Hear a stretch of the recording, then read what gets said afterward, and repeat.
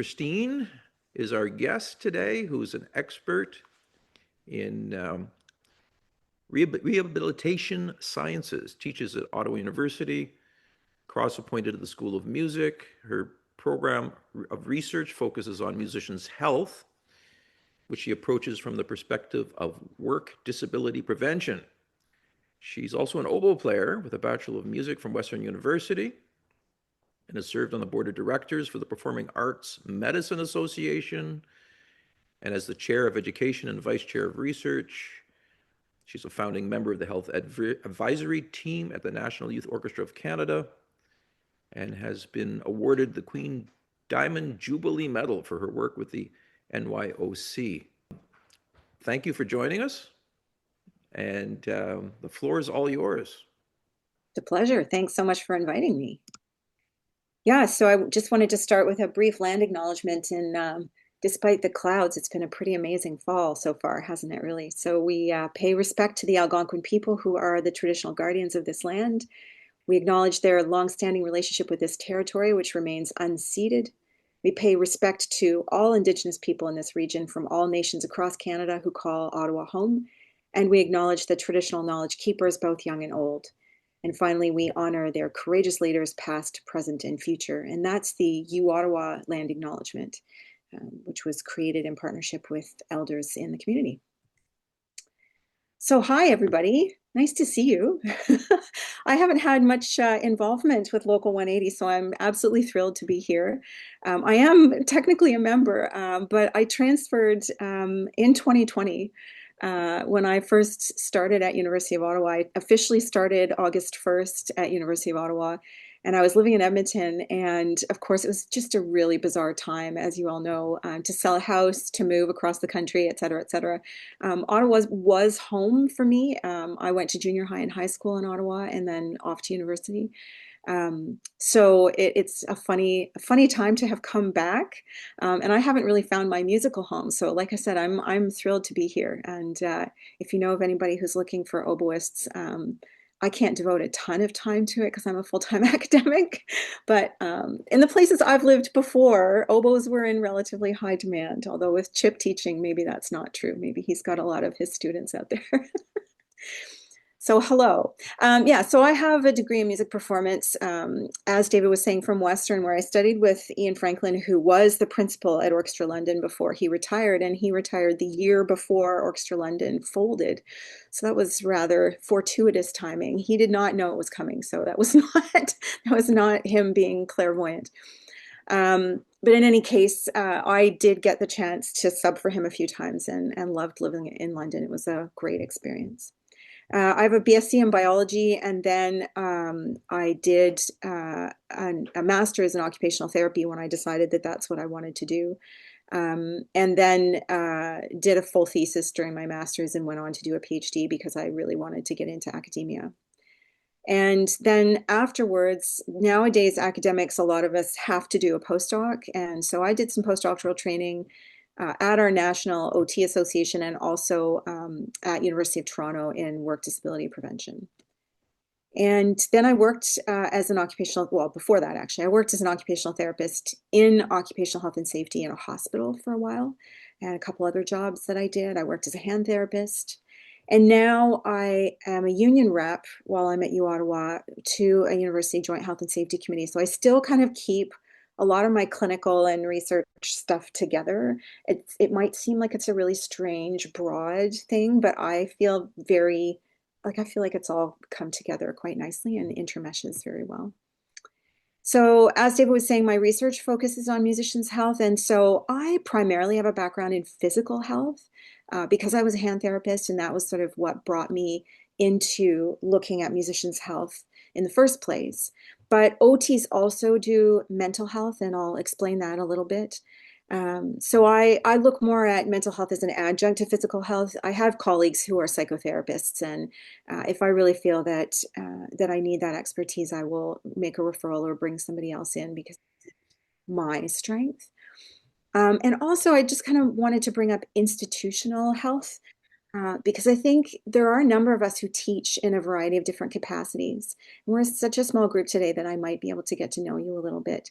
But whether your institution is a conservatory program that you teach, or whether you teach at an institution like a university or college or a high school or whatever else, those institutions have processes and rules, and those kinds of things do constrain what we do to a certain extent. And that also has an influence on our health as educators and also on our students' health.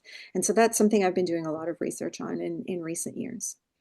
So my PhD work, I interviewed professional musicians about their experiences with injury in healthcare. So that just gives you a little bit of a flavor of the kind of thing that I've done. And I think that I was one of the first people to publish in the journal Medical Problems of Performing Artists, a qualitative study. So that was a proud moment for me, really, honestly. Okay. So just to give you a little bit of background, and I imagine many of you are quite familiar with some of this. So in terms of physical health, in the work disability world, we would call the kinds of rates of injuries that we see in musicians' health epidemic. And so if in other fields, workers were getting hurt as often as they do in our field, people would be rioting in the street and having massive union rebellions. So it's really quite interesting. My colleagues in work disability prevention are really shocked when they see some of our data. But, you know, we are a very high level performance profession, right? Just like athletes and dancers. And those types of injury rates are quite common in dance and sports. And so we have very similar kinds of rates.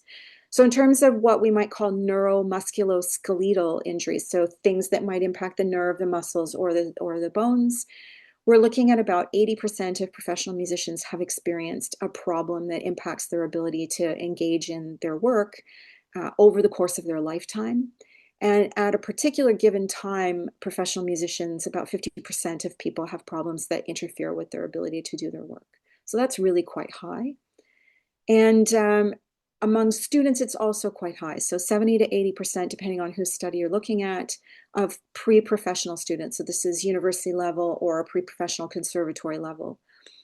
The types of things we see: repetitive strain, cumulative trauma, nerve compression syndromes like thoracic outlet syndrome, and a small percentage of very important focal task-specific dystonia, which I'm sure many of you are familiar with, so usually affects the hands or the embouchure for musicians. And then we also see, of course, some hearing loss, tinnitus, hyperacusis, other problems of the hearing system.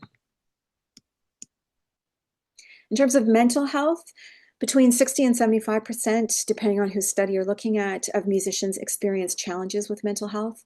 That can range anywhere from depression and performance or even generalized anxiety, all the way through to things like abuse during training and work. And of course, that abuse can range from emotional to physical and even sexual abuse. And we also see disparities in employment. So disparities on the basis of gender for people of color and for Indigenous workers as well. What we know from music education is that it rarely includes information about the risks of these things and how to prevent health problems. We're getting better, but we still have a long way to go. Sound levels are rarely measured in music education settings. They're rarely measured in professional settings either. Students have very little agency in terms of the choices that they can make to help control their performance risks. And there's a lot of expectation on students, the expectation to accept all gigs that are offered to you and all listening opportunities that are available to you. So my recent research, as I was mentioning, we were looking at post-secondary programs, 2 in Canada and 1 in Australia. And I've also done some research in orchestral training programs like NYO and Orchestra London Canada. We've done surveys and qualitative research in those groups. The study in the 3 schools, 2 in Canada and 1 in Australia, is using an approach called institutional ethnography. And if people are curious about that, I'm more than happy to answer some questions about it. But essentially it asks sort of how are the daily things that students do linked to policies, processes, things that people tell them, things that are just sort of understood, and how do they essentially go about their daily lives, and how does that influence their health based on the things that are around them. Texts that are used, and even just the text of music, what the expectations of performance are, and how that influences people's well-being. Colleagues of mine I've worked with in Australia who have developed an online curriculum, and if you're interested, I will be sharing the PowerPoint from this. There is a link in the PowerPoint to their online curriculum, which is called Sound Performers, and that is a training program that was developed for post-secondary students. And right now they're working on a study to train music teachers how to use sound performers and how to adapt the sound performers program to support music educators a little bit better.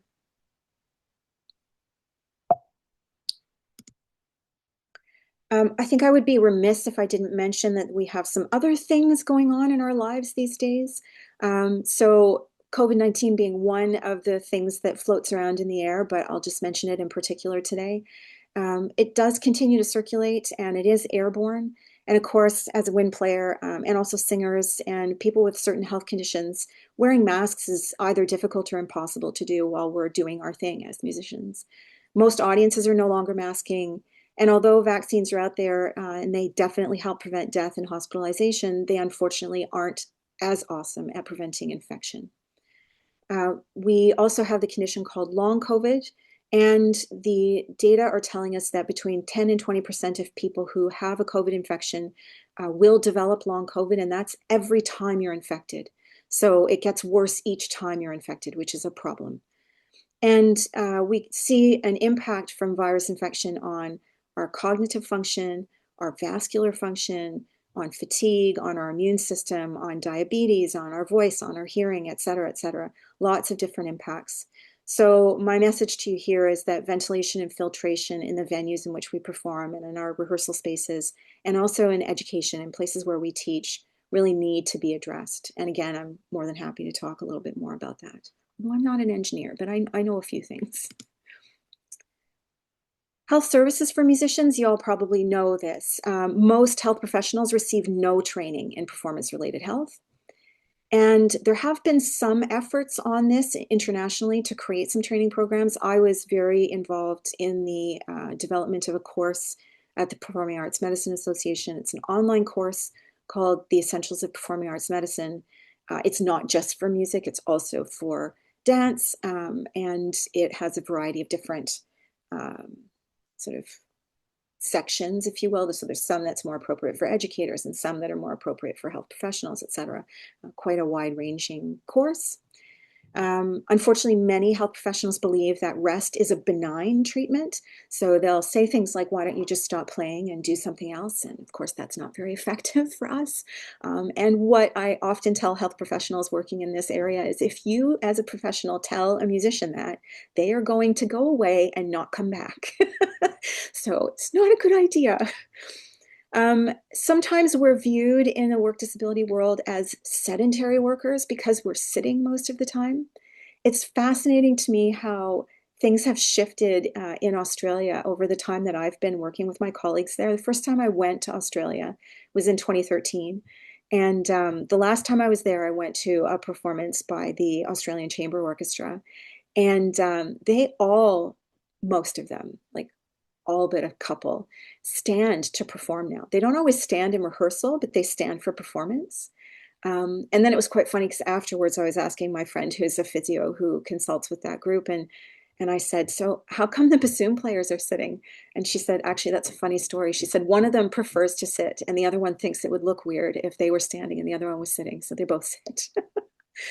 So it's quite fun. So, we do have some choices, but, generally speaking, in the work disability world, we're viewed as sedentary workers. And I don't think that's a good classification for us because I don't think it is truly sedentary. Industrial hearing loss. So if you work in a factory, it's understood that hearing loss is going to be bilateral because the noise is sort of all around you. But case law in Canada has established that music-related hearing loss might not be bilateral. So you might have more hearing loss in one ear than another. So for example, if you're a violinist, there's much more sound exposure in the left ear than there is on the right ear. And so it's fascinating. And if you do have problems with hearing loss and people are trying to deny you coverage because your hearing loss isn't bilateral, then please get in touch with me, get in touch with Marshall Chasen at the Musicians Clinics of Canada. He was very much involved in the case law that established that. We do know from some research that actually lowering your stress will also result in lowering your hearing loss. So there is some correlation between physiological effects of stress and hearing loss. So definitely an important reminder that we should be looking at our mental well-being. So if I'm talking about occupational therapy, I want to kind of give you a little background about what OTs think occupation is. In general speak, when we talk about occupation, we have maybe jobs in mind, but for occupational therapists, occupation has a slightly different meaning. So it's talking about the things that we do to occupy our time and that bring meaning and purpose to our lives. So, and things that people need to do, want to do, or are expected to do. So I always kind of like to talk about music as not being just a job, but it's also obviously a passion. It can be a vocation, it can be an avocation, it can be something we do for leisure, it can be something we do to share with other people. So it can serve a lot of different purposes in people's lives, right? Occupation for OTs is our expertise, and it can be the process and the outcome. So OTs can use occupation as the thing we're using to rehab. So we might not necessarily prescribe you exercises. We might talk about how you can do the thing that you really want to do in a way that is more progressive, safer, different ways to kind of ramp up after you've had an injury, that type of thing. And it can also be the end point. So there might be other techniques that we use to get you back to playing, for example. So it's complicated. We work on both mental and physical health. We work with infants all the way up to older people. OTs are employed as hand therapists, but they're also, like I said, they can be psychotherapists. And we can be working with individuals, but also with groups, with families, and even with populations. So there are people who work in injury prevention at companies, for example, or in population health. And what we believe as OTs is that humans have an innate drive to engage in occupations, and that our occupations are rich with personal and contextual meaning. They contribute to our mental and physical health, and we get involved in prevention, workplace health, health at home. So occupational therapists go into people's homes and talk to them about risk of falling at home and help them with getting in and out of the bath and on and off the toilet. And we also work in school systems as well. So a lot of different types of work. Our basic tool as OTs is something called activity analysis. So this is just a sample of an activity analysis of knitting, for example. You can kind of look at some of the details there. But one of the things that OTs I think are quite good at doing is when someone says, I'm having trouble with playing the flute. Okay, so what does playing the flute involve? And if I'm not, as an OT, familiar with what playing the flute involves, I might ask you to bring a flute and show me what that looks like. And then my skill as an OT is to understand the physical demands of what's actually happening, and also the mental and cognitive and social demands of that activity, and to ask some key questions about what do you like about this? What do you not like about it? What do you get out of it? Why do you want to be involved in this? What are your challenges that you're having right now? And how can we work with what you've got in order to help you do that in a more effective way? Oops. So if you're more interested in that, you can have a look at this article, which is also linked in my PowerPoint, which I wrote, I guess, a number of years ago now, about the role of OTs in musicians' health. So instead of talking about research a lot, I wanted to give you a few case studies to give you some sense of what occupational therapists can offer to musicians. And I'm not by any means trying to sell my services here. I have a full-time job as an academic. I don't have a lot of time to do practice. But if you are looking for support, you're more than welcome to contact me. And I have connections in the OT community, and I'm more than happy to either help you directly or get you connected with somebody who can follow you in the community as well. So this person that I'm talking about right now is somebody that I've worked with who's given me permission to share her story. So Ainsley Porchak, when I first saw her was 16. She's now in her 20s, and she is living in the US. She is a fiddle player, competitive fiddler. And when she first came to see me, she was complaining about weakness in her pinky. And I'm showing you some pictures that that you can see a bit of the anatomy. It's not the pinky in these photos, but it was her pinky. And so, like I said, competitive fiddle player, and she said, I feel like my pinky is really weak and I'm having trouble reaching some of my strings in certain positions. I just don't feel like I have the strength in that finger to press down. And so, because I had worked as a hand therapist, I knew what was going on with this. And we have a complicated anatomy in our fingers. Basically, what it means, and some of you may have had this experience before, where if you really stretch your finger out straight, it actually kind of bends a little bit backwards at that joint that's a little bit closer to your big knuckle. So that we call that our proximal interphalangeal joint. And sometimes you might even get a little bit of drooping at the one that's more towards the tip, which is called the distal interphalangeal joint.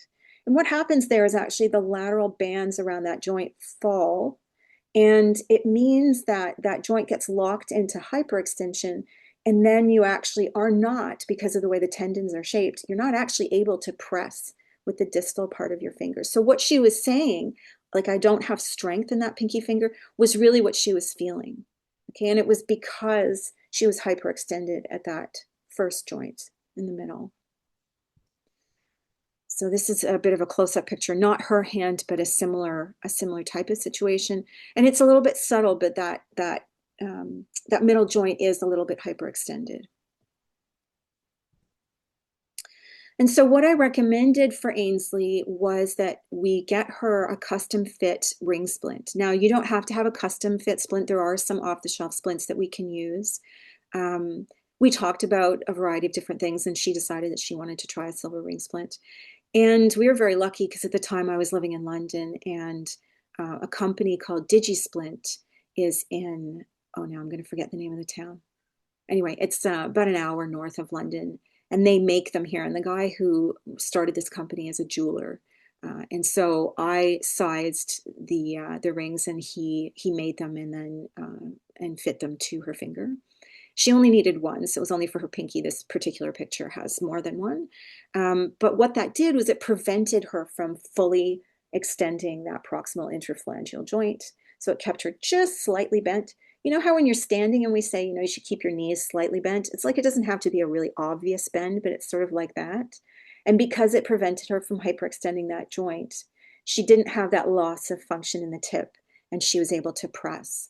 And for her, it was pretty radical. Like it was immediate, and she was really, really happy with it, which is fantastic. The other thing that we talked about at the time, and Ainsley was awesome, really awesome. 16-year-old player, like I said, really, really successful as a competitive fiddler. But she had this posture, and I wish that I was in the room so I could show you. And it was like she was totally hunched over and standing on one foot and stomping her right foot to keep time. And it was great fun to watch. But I looked at her and I said, Ainsley, I'm not really sure that's the most efficient way to stand. Like, can we talk about that for a minute? And so the other thing that, that I worried about was the fact that she had to stretch so far with the pinky. In my mind was related to how far in front of her body she was and how hunched that posture was. So we talked about, can we get a little bit more upright and bring the fiddle out a little bit more to the side? She was at 16, quite tall and long limbed. And so she had the room, right? If she were, I'm 5'2" and I have short limbs, it might not have been as effective for me, right? But she had the room to come out and be a little bit more open through her chest and her ribs and her shoulders. And that also helped because it meant that she had a little bit more room to come around the neck of the fiddle to be able to reach. And so those two things combined were a huge difference for her. And I mean, I said, look, I get the stomping. It's super fun, but maybe let's try and put our weight on both feet at least some of the time. And maybe at least at home when we're practicing and not, you can do it on stage, save it for the fun times, right? But we spend more time in practice than we do in performance.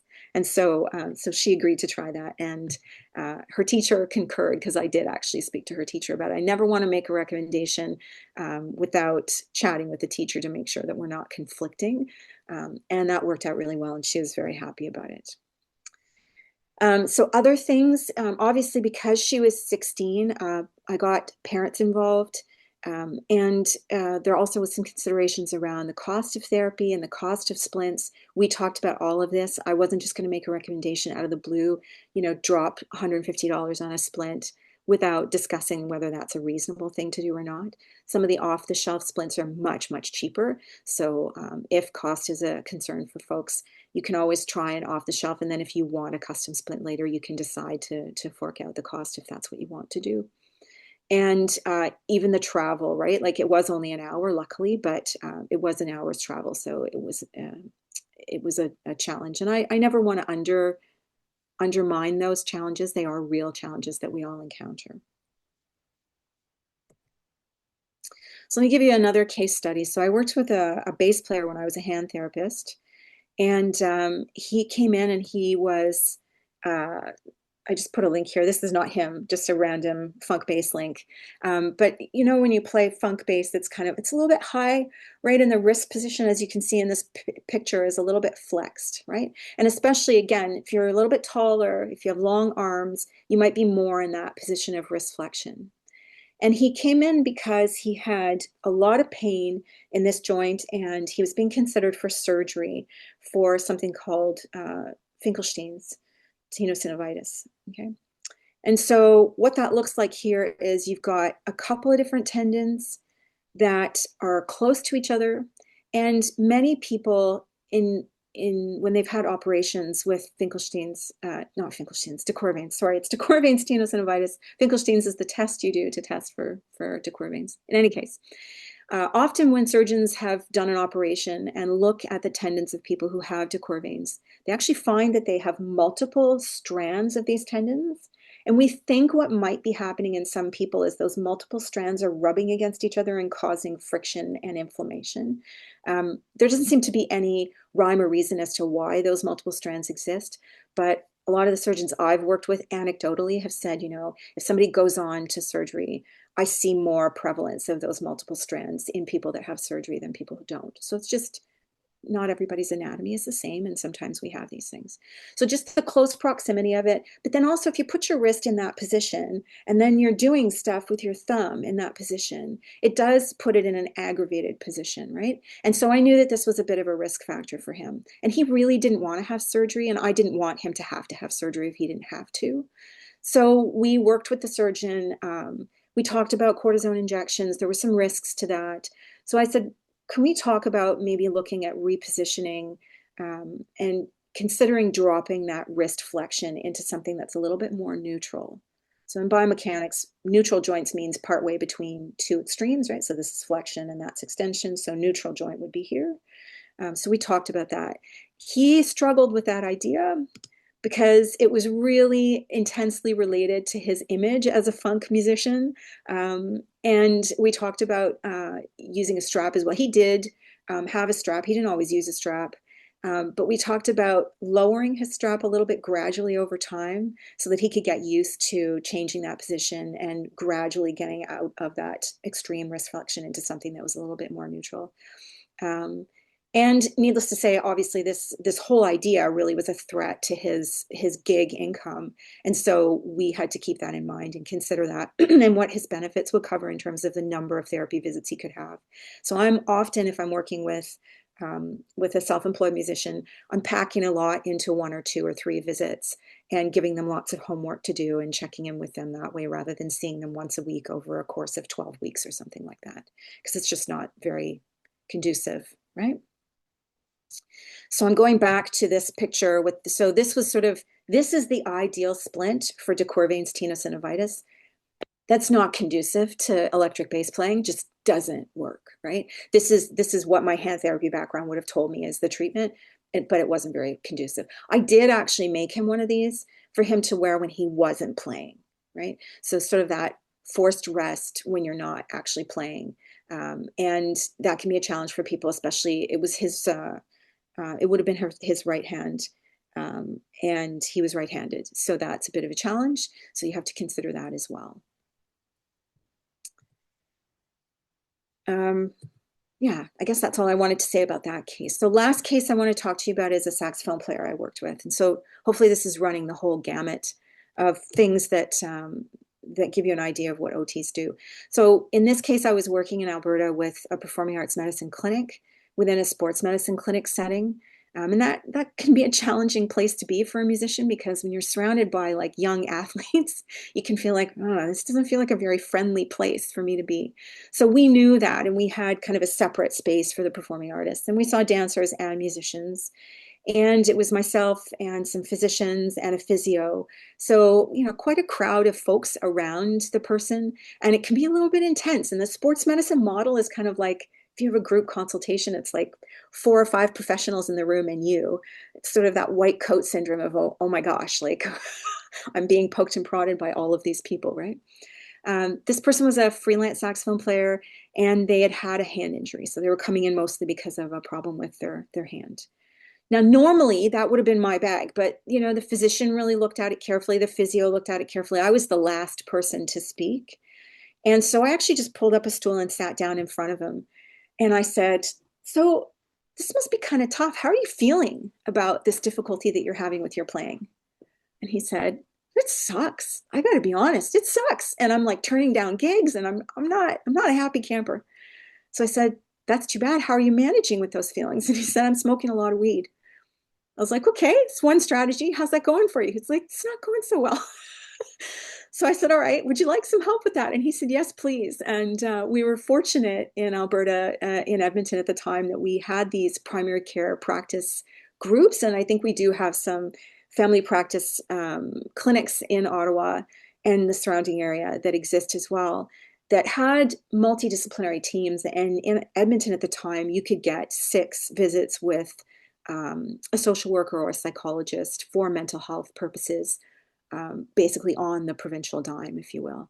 And so we did refer him to that service for some counseling support. But I think the most important thing about that was that I just asked. You know what I mean? It wasn't that what I was suggesting was radical or revolutionary. It's just that no one had asked him. Everybody was worried about his thumb, and I'm not saying I wasn't worried about his thumb. I was. But it's a lot to deal with when you're a gig musician, right? It's intense. So I want to leave you with some thoughts, and then I want to open the floor to some questions. Back that first time when I was visiting Australia and Sydney for the first time, went to the Opera House, of course, as you do. And the Opera House steps were under repair, and so a whole chunk of it was blocked off by giant wood thing to prevent you from going up the steps because they were considered dangerous. And on the side of this wall was posted this plaque with their house rules. And this is for the construction workers. And I took a picture of it because it so impacted me. And I thought, if in the music industry, if we had these same rules, we would be a lot better off. So I just wanted to show them to you. So our house rules are that I will do everything I can to go home safe. I will never forget rule 1. I will respect my workmates. I will communicate positively with those around me. I will challenge my mates to do the right thing. I will present fit for duty and ready to do my best. We probably do that.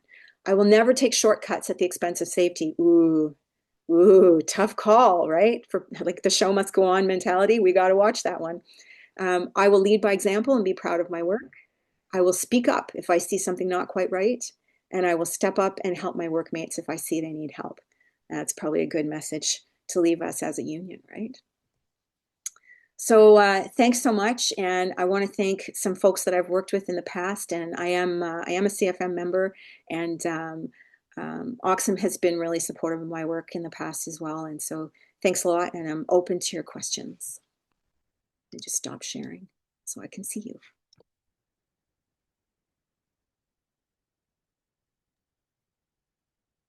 Can't hear you, Louis. You're muted. Oh, sorry. I was asking Catherine if she had any questions behind me. And she said no, but I probably do. I have one, but I do have one. It's about trigger finger. I had a student with a trigger finger situation last year, and I did some research, and I didn't really know how to help him. And he's no longer my student. He's gone into drumming. But I'm just wondering for future reference if there's anything for that I should know to be able to help my students. Yeah, it's a great question. When I'm working with teachers, one of the things that I'll kind of start with is just really looking at posture and position to just make sure that we're being as efficient as we can be, right? trigger finger, so it's a finger and not a thumb, right? Right. So it's generally speaking an inflammation of the tendons, and they can be caused by a variety of different things. So you want to look at where is the trigger happening and is there any undue pressure on that spot? And then, of course, is there anything else they're doing in their lives that might be causing it? Because it might not actually be the music, right? Like it could be a ton of other things. Could be like, I don't know, if they're rock climbing in their spare time, or if they're doing lots of typing in a keyboard for assignments, et cetera, right? There's tons of other things they could be doing that would aggravate it. And there are what we would call conservative measures, which is like non-surgical healthcare measures for things like trigger finger. So we can do things like making splints and whatnot to try and add some rest for that person. And then they can also get injections of steroids to help bring down the inflammation. But at the end of the day, I think as an educator, your main concern is to really be very careful about the biomechanics of what's going on so that we're trying to eliminate that as a risk factor so that it doesn't come back. Because even if they got a trigger finger release and even if they had an injection, et cetera, it could potentially come back if we haven't actually got to the root of the problem, right? So yeah, good consult with a hand therapist is often really helpful for those. Yeah. Okay, thank you very much. No worries. Francine Schutzman, former oboist. Hi, how are you? I'm fine. I didn't even know there was such a thing as a hand therapist. Yeah. My thumb stopped holding up my oboe once, and my student saved me by sending me a Fred. Oh You know, yeah. and I was able to play out the rest of my career using a Fred. Yeah. But I just wanted to thank you. This was, I thought I knew it all. This was enormously interesting and educational. So thank you. Thank you. Yeah, the Fred's great. It is great. I hear from Heather McDonald told me that the Fred is still available, and I've not poked her about where you can get it. I know it was like It was discontinued. Yeah. Yeah, and then I think somebody bought the rights to it. I'm not quite sure where things have landed with Okay. that. But yeah, there's all kinds of fun little devices like this that can be helpful. Yeah. I never loved it because I'm too much of a mover and shaker. I don't like You to can be you still. can move. You can move with it. Can't. No, You you really totally can. Yeah. Yeah, you totally can. Yeah. But it wasn't my first go-to, but it totally works for a lot of people. So Just in case people don't know what a Fred is, finger and hand retraining ergonomic device. basically a post. You Yeah, can post on the chair, or you can Uh-huh. also attach the post to the belt. Yeah. There's an attachment for that as I well. played a concerto with it around my waist. Yeah. Yep. Mhm. Thanks, Francine. Okay. I have a couple of questions. First of all, thank you for this. I had to tune in late, and I apologize for that. I have a couple of things. I have musicians' focal dystonia.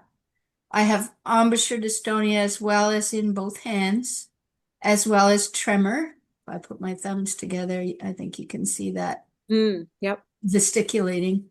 And I also had severe arthritis in my trapezium bone, and so I had basal thumb arthroplasty and carpal tunnel release at the same time. That was 9 months ago, and I'm in excruciating pain. I can't even turn on my toothbrush, God. my electric toothbrush. I can't open a can. I can't open a Ziploc. Anything that I can't paint, which I love to do.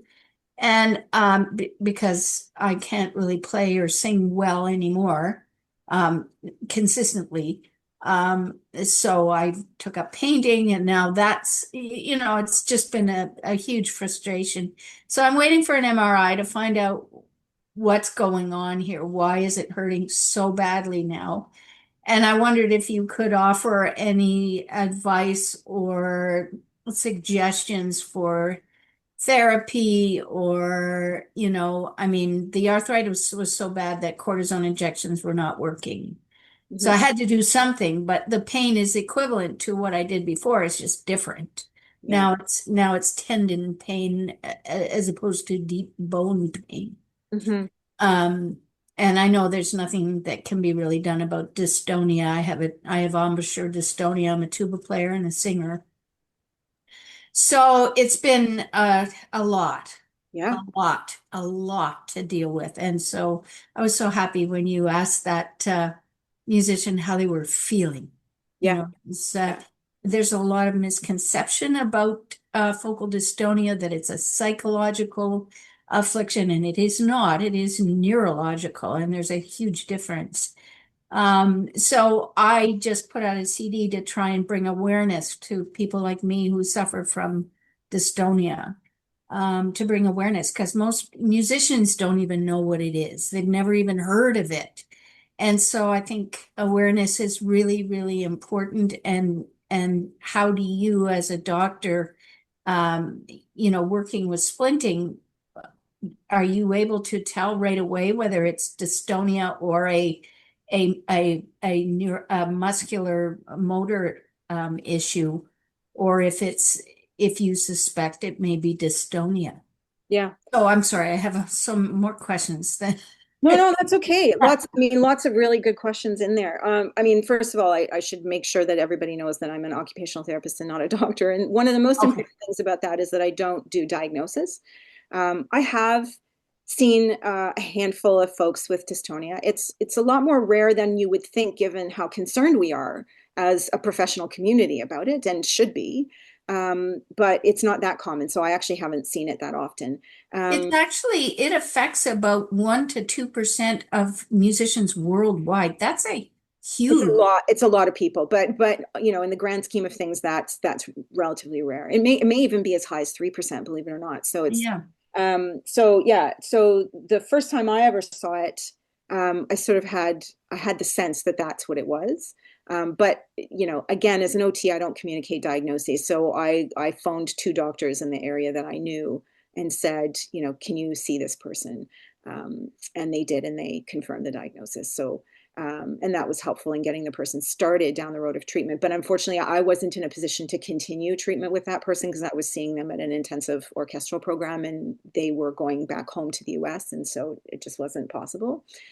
I think so you've had a diagnosis of dystonia. Have you seen a neurologist? Oh, yes. Yeah. Yes. Have you seen several? I actually even went down to Washington to NIH because they were doing a study on musicians with focal dystonia. Unfortunately, I'm cursed with being Canadian, so they really It's not a curse. Absolutely not. I was being facetious. I was kind of relieved. I thought, oh my God, if they don't like me, they're gonna open up my. Anyway, they were doing DBS for dystonia. Okay. Yeah. And it really does work. I have a dear friend who is actually on my CD, and he underwent the surgery. It's brain surgery, Yeah. and it works. And Botox injections, in my opinion, are useless because you have to readjust, and then it keeps fading, and then it comes back. Yeah, you have to change something. There's no question. Yeah. We have to maintain consistency as musicians. So this is not a viable option, in my opinion. Yeah, I don't have a magic pill for focal dystonia yet. I know that there are some of my colleagues internationally who are working a lot on this, and if anyone has embouchure dystonia concerns, you might want to be aware of the Embouchure Project, which I put a link to. I'm well aware of it, yes. Yeah. What I would say though is, if it's been a while since you saw your neurologist, I might be tempted to go back. 9 months after a surgery like that, you shouldn't be having that kind of pain. Well, it's not the neurologist that I would be seeing, it's the hand surgeon, right? Like these are 2 separate issues because or both. Okay, but this was like an arthritic condition, so Oh, for sure, absolutely. It had nothing to do with the dystonia, like the dystonia is still there. No, but the whole presentation, I think I'd be tempted. I would for sure go back to the hand surgeon first because they're the last person that touched you, and they need to know that you're having that much pain. Oh yeah, he knows. We're just waiting months and months for an MRI to then go back, and then he said, "Oh, we'll just open it up and clean out that scar tissue. It'll be fine." And I'm like, yeah. I think I'd be tempted to go back to the neurologist or to see, or a physiatrist, somebody who deals with pain, to try and figure out what's going on with that, because that's unusual. Did you see a hand therapist after the surgery? Yep. Every week I saw her, and she was like, well, so I started having like any kind of grasping. I was getting really bad pain in this joint. And so she said, well, that's not the joint they operated on. It's here. And I'm looking at her like she's a bug on the wall. Like, what part of we're connected? I said, well, like, Yeah. yeah. She may just have been saying that it's not the surgery that caused the pain. Maybe, this is why I'm I saying didn't have that pain before Okay. the surgery. So, you know, like, let's do the math, right? Just an MRI hint. If you call the MRI booking number, tell them you're willing to go anywhere, and in the middle of the night, you can get an MRI much quicker. Excellent advice. I'm on that list actually, and I've Just call them again. Yeah, I got lucky with that as well. When I was in No. London, I had a hip MRI, and I did the same thing, and they phoned me at 11 o'clock one night, and I went in and fell asleep in the MRI. Now that I'm older, I had toddlers at the time. I don't know how I fell asleep in an MRI. It's a very loud machine. I must have been really tired. You had kids. I had kids. Yes. Yeah. Anyway, no, I would encourage you to follow up with that, Kim, because that doesn't seem quite typical to me. Oh no, it's completely atypical, and they're aware of it. I'm just waiting for the MRI so that we can figure out what's happening and then proceed from there. But you know, I can't do anything, but I just thought perhaps you had this issue where like I can't bring my thumb together. It's jammed, and when I do, it goes in and not out. So I can't do any fine motor things with it. Yeah. So, and as for the dystonia, well, the guy said, well, you know, if it doesn't go away in the first couple of years, you're pretty much stuck with it, and there's nothing they can do. Like I could see a neurologist every day and they'll say the same thing. Well, there's no cure, and would you like some Botox or would you like to try these pills, which I have to say make you absolutely crazy. It's awful. I tried it. I couldn't go through with it. It was just, oh my goodness. And it's proven it doesn't work either. So I don't know, like neurologists, how they make money. They make money from seeing people to tell them that, well, there's nothing we can do. Mm. Well, let's chat offline about that too, because but for sure, it's concerning, absolutely. Yeah. But no immediate solutions from me, sadly. Yeah. Okay. Well, thank you. Just, you know, the problem is, you know, with aging, you get arthritis, and that's a big concern for musicians. For sure it is. Absolutely. Yeah. Thank you. You're welcome. Thank you, Kim, for sharing that. You're welcome. Louis, you said you might have a couple of questions. I do, but you and I are going to see each other again when you come see my guitar class. So I was going to talk then, but basically I'll mention it now. So I've got carpal tunnel in both wrists. The left hand, the fretting hand, it was described as medium to severe and then mild in my right hand. Mm-hmm. And I'm pretty sure, like, I've developed possibly, well, most of the bad physical habits a guitarist can develop while playing through, all the years, hunched over. Everything I achieved is achieved through tension and forcing things and being tight, jaw clenching, anything. Anyway, so I'm working slowly but really happily at loosening up and stuff. And right now, sort of little mistakes get made when you're near a gig and you forget to think, or you get excited about playing the pieces from beginning to end. And I found with my left hand, that's the biggest thing is how long a stretch of time a row and I play. And by this, I mean like literally 2 minutes rather than 4 times 30 seconds with 15 seconds break. So it's the kind of things where I build up to it. And the more I kind of improve things in my left hand, especially, the more I realize how deep in the hole I was. And it came on really, really progressively.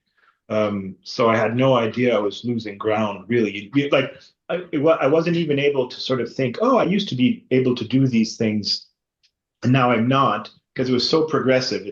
You just kind of, and then when I finally had a point where I kind of had to cancel a few concerts. Well, actually, I was lucky with just one in the end. and then rehabilitate. It was like, oh my God, this was really bad. Anyway, so I will be talking to you again. I haven't, it isn't my plan, but I haven't worked with somebody who's a specialist in hands who also has like you said, the musical side of things. I've worked with some physiotherapists that I liked a lot, but you kind of know like the specifics of what's involved in playing guitar and how that relates to the knowledge they have. There's a bit of a gap in between, and they have to do some guesswork, and then you have to take it. Anyway, so I'll be very interested in getting to chat, and like you or anybody you know in town who's a specialist. One of the things I found too is with all this work I'm doing, and I've consulted people who have certain specialities, but to make sure you get good professional advice, because my carpal tunnel furs, I also have something, like often I'll get a knot in the back here, and for a while I thought the knot was the start of it all, and what I was feeling in my hand was the result of a nerve being pinched back here. Well, with the sort of measurements, it's possible they're not they're separate from each other, and I just have two traffic jams in my system, or maybe one. So those kind of things, it was very helpful to do that. So yeah, and in my case, I do mostly group playing, so that was easy. The demands on the left hand between solo guitar playing and group playing is very different. Right. Yeah. So anyway, so that's where I'm at. So thrilled to get to meet you and know we're at the same university. I'll be knocking on the door. Excellent. Yeah, you lucked out. Oh my God, where have you been all my life, Christine? Floating around. Yeah. One yeah, thing no. you did. Oh, sorry. Go ahead. I was going to mention one thing that I think was fantastic advice for me when I was a very young singer. You're talking about like 16, 15, 14, 13. And I guess I started with lessons when I was about 9. And I think I received this advice from my very first singing teacher, which was, you have to get sleep. And I think that was the best advice I ever had, because your body, you do very odd things with your instrument when you're tired. You work too hard. You don't work hard enough. Your muscles. I'm speaking vocally now. You strain. You stretch your neck. You do all kinds of things when you're tired. And I found, and I knocking on wood, scaring the cat. Having and knowing enough to get rest when I was tired was a huge help to me in my career. And I think that's one of the first things I say to young people, certainly if they come into the office and they're complaining about this, that, and the other thing. A lot of the time they're not getting enough sleep. They're going to school, they've got a job, they're doing gigs. They're just not sleeping enough, resting enough. Anyway, just thought I'd share that. Yeah, no, you're so right. I think there's something really interesting about the link between what Louis was saying and what you were saying, Robin, in the sense that it takes a lot of careful analysis of what's going on and thinking about the whole situation. And I agree with you. I mean, sleep is really important. Just in my non-musical world, I went to see somebody who was in a car accident one time and who had young kids. And the car accident system had just moved to there was sort of a limit of a number of months that you could have therapy and an amount that they would spend. And they were about to sort of push her off benefits. And I went to see her and she was getting 2 and 3 hours of sleep a night. And I was like, no. So we wrote back to the insurance company and said, no, this person needs an extension because they are barely alive because they're not sleeping enough, right? And they need to rest, and we need to find them a way to rest, and they need some support in order to do that. So, I mean, it goes back to what I was saying about my study about what capacity students have to kind of assert their rights in that regard, right? That, you know, we want to be careful that we're not piling so many demands on them that they actually can't sleep because they can't get all the things done that they need to get done. And we know, unfortunately, that a lot of students are living either on the poverty line or below the poverty line. So if people have to work in order to kind of make rent, et cetera, we just want to be sympathetic to that. And make sure that we're taking that into account. But you're right, Louis, it can be the difference between a 2 minutes playing stretch and a 30 seconds 4 times playing stretch. I'm often talking to people about how they're breaking up their rehearsal, particularly when you're learning new rep, or as you're saying, when you're getting the excited stage of like a show's coming up and you want to just run things, right? And I get it. I totally get it. But when I was in my 4th year recital, I was struggling with getting through some of my repertoire, and it was a French horn player who said to me, like, "Are you playing your rests?" And I was like, "What do you mean, am I playing my rests?" And he said, "Well, you know, when the accompanist is doing something, you've got 4 or 5 bars rest. What are you doing?" I said, "Well, of course, I'm skipping over it. Why wouldn't I?" And he said, "No. You play your rests. Your embouchure is going to be a lot more strong, and you're going to have a lot more endurance if you practice those rests." So, you know, it's advice that I continue to give to students, particularly the wind players. You know, it obviously is less helpful for a solo pianist. You don't get rests, but you know. Have to plan. I had a friend who's a trombone. Well, actually, he finished his studies in percussion with like super high grades. And then he was, you know, 23, 24 at the time, says, "I'm going to be a trombone player." So he just dove in, and in a couple of years, like, you know, he was already a high level musician. So, and I remember one day coming into the conservatory, and he was sitting in a room just looking out the window with his trombone on a stand next to him. And you know, he say as a joke, says, "Wow, life as a trombone player looks pretty tough." And he says, "Oh, no, I'm in like the warm up phase of my day. And if I take like these breaks I know to take, then I can later in the day, I can play and play and play. If I don't take these breaks, I hit a wall halfway through what I need to do and I'm done." And Yep. like, oh, that makes sense, you know. So yeah. Yes. Yeah, there are certain instruments I swear that we can get away with these things or we cannot get away with these things, right? And as an oboist, I cannot get away with 10 hours a day of playing. It's not a thing. It's not possible for me. There are probably some oboists who can do it. I can't do it, right? Those small muscles are just not built for that kind of endurance. So I have to find ways to find those breaks, right? I think pianists, unfortunately, can get away with 10 hours at the piano. They should not, generally speaking. It's not good for you, right? So yeah, it's a thing for sure. David. Yeah, just to add a comment, as well as sleep, what we eat is important. My Huge. wife struggles with arthritis and fingers, and someone suggested she go get food intolerance tests. And she came home with a long list of foods that affect her. And it's amazing how direct a relationship there is between the level of discipline and avoiding those foods and the way the arthritis affects her.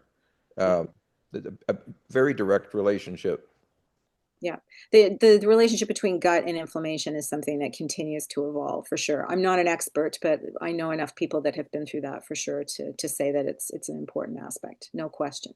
And we probably should feel ourselves a bit more like athletes do, and we tend to not think about it. And it's so tempting, especially if you've got a nighttime gig and then there's a reception afterwards, and you know there's a couple of glasses of wine and there's some appetizers, and then you go to bed. Right? And then you wonder, right, Robin? Then you wonder why you have acid reflux, right? That you've got vocal strain because you've got acid reflux, right? Or you didn't know you had acid reflux, but your voice is really rough, right? Yeah. So there's lots of things about the career that are a bit challenging, right? Some of us can get away with these things for Yes. so many years until we can't. Exactly. Yeah, there's that word yet. Yes. You can get away with it yet. You're not affected by it yet. Yeah. Indeed. Francine? What do you do when the pain is so bad that you can't sleep? You try. Yeah. You're lying in bed for 8 or 9 hours, but you cannot sleep because it hurts too much. Yeah, it's such a challenge. I mean, this is definitely a problem, and it's definitely worth discussing with a physician for sure. But yeah, it has to be the priority, right? Because you can't heal if you're not sleeping. So then it becomes life needs to change in order to allow the sleep, right? Which is difficult. But whenever people start talking about sleep, we get into what people call sleep hygiene, right? And so you examine everything. It's just like Louis was suggesting in terms of picking apart the positioning and exactly what we're doing with playing. It's the same thing with sleep. We look at, where are you sleeping? What's the temperature in the room? What are the blankets that you've got? What's your mattress like? What's your pillow like? What's your sleep routine for the 2 or 3 hours prior to trying to sleep? All of those things, right? It's surprising. I remember learning when I was quite a bit younger that optometrists recommend that we sleep in a dark room. And often my friends would put on little night lights for their kids when they were small, and it's apparently not good for you to have light when you're sleeping. So yeah, there's lots of things to think about in terms of that, Francine, but it's definitely worth a deep dive. And I might suggest, Francine, that you have a sleep study done if you I have. have had, no, but right now it's pain. It's just Okay, pain. right. It doesn't matter what position. I keep changing positions. I wear splints. I sleep sitting up, whatever. You see a really good chiropractor, I know Yeah, that. yep, And have you tried the magnesium that he recommends? yep. Yeah, it helps, but yeah, if you're in pain, you're in pain. You've got to. I think 3 or 4 different pain medications. Oh dear. So I don't know what else to do. Yeah. Again, I don't have any magic bullets for that, but I wish you did. I'm assuming you've seen a pain clinic, right? I can't get on a list for a pain clinic. You know what? Try physiatrists. That's my favorite profession. Okay. So a physiatrist is a specialist in rehab medicine. What I love about physiatrists is that first of all, they know OT and physio really well, so it makes it easy for me. But they're really good with pain. They're really good with nerves. They're the ones that often are doing nerve conduction studies. If you've ever had a nerve conduction study done, yeah. They really get it. And they tend in Canada to work mostly in hospitals, but with folks who've had stroke, who've had spinal cord injury, like these are severe injuries, and a lot of their patients deal with a lot of pain. So they might have a suggestion for you. Okay, thanks. That's a good suggestion. Thank you, Christine, very much for coming today. It was, I'm just sorry we didn't have more people. Saturday on a day that bids well to being 27 and sunny, I guess is tough. But really enjoyed having you here very much. Your expertise is fabulous, and I know I certainly learned something, and which we all need. I mean, this is really important education for people who are going to be musicians or who currently are musicians or who have been. It's wonderful. So thank you very much. And thank Dave Renaud for putting it together. Thanks, Dave, very much. It was great. That's awesome. And thank you, Christine. Yes. And I'll share the PowerPoint slides with Dave so that he can post them on the website. Thank you. Yeah, you're welcome. They'll go up on the website along with the PowerPoint. Again, thank you very much. I learned a lot, and the discussion was fantastic. Yeah, it really was great. Despite the numbers, much more than I was hoping for. It's great. Yeah. Not a problem. Happy to. Thank you. Thanks, everybody. Okay. Thank you. Bye. Thank you. Everybody. Thank you. Bye. Bye, Kim. Bye, Louis. See ya.